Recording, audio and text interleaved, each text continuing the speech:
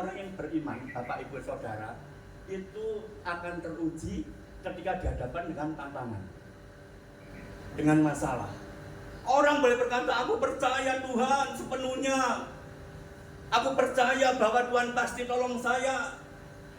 Tapi ingat, 12 pengintai Bapak Ibu Saudara, mereka adalah orang-orang yang hebat imannya, nampak dalam kepemimpinannya. 12 dari suku Israel ini dipilih orang-orang yang paling hebat. Lalu 12 orang ini diutus untuk melihat bagaimana keadaan musuh, dilihat masuk ke tanah Kanaan.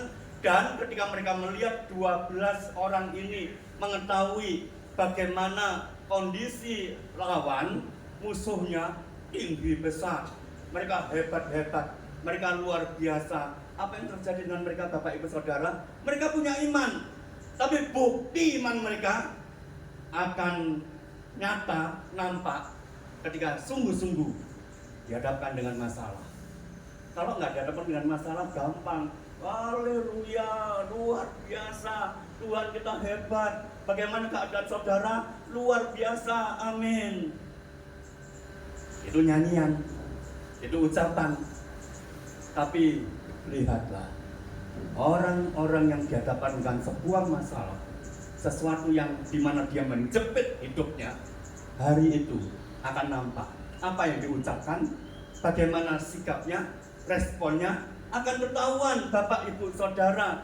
Orang ini kemudian akan apakah seperti 12 pengintai yang diutus, yang 10 ketakutan, yang 2 berkata apa? Musuhku besar. Apa yang hadapi sangat besar di luar kesanggupanku. Tapi yang 2 orang ini berkata apa? Tapi Tuhanku lebih besar, lebih hebat, dan dia akan tolong aku. Yang 10 ketakutan, dan lihat apa perkataan orang-orang yang sedang takut.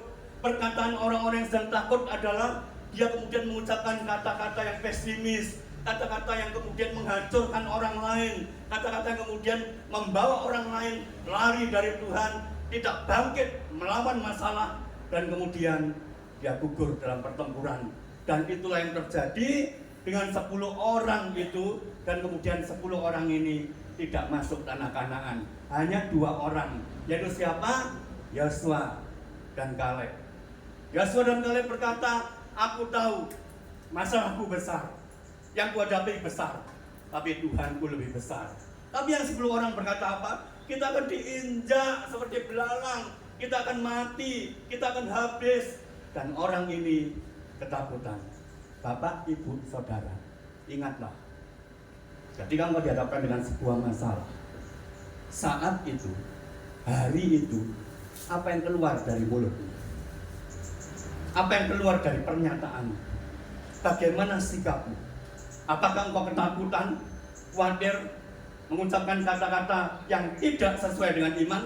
Ataukah engkau tetap percaya Tuhanku adalah Allah yang besar, Tuhanku adalah penolongku, masalahku boleh besar, tapi Tuhanku lebih besar, dia akan menolong setiap masalahku.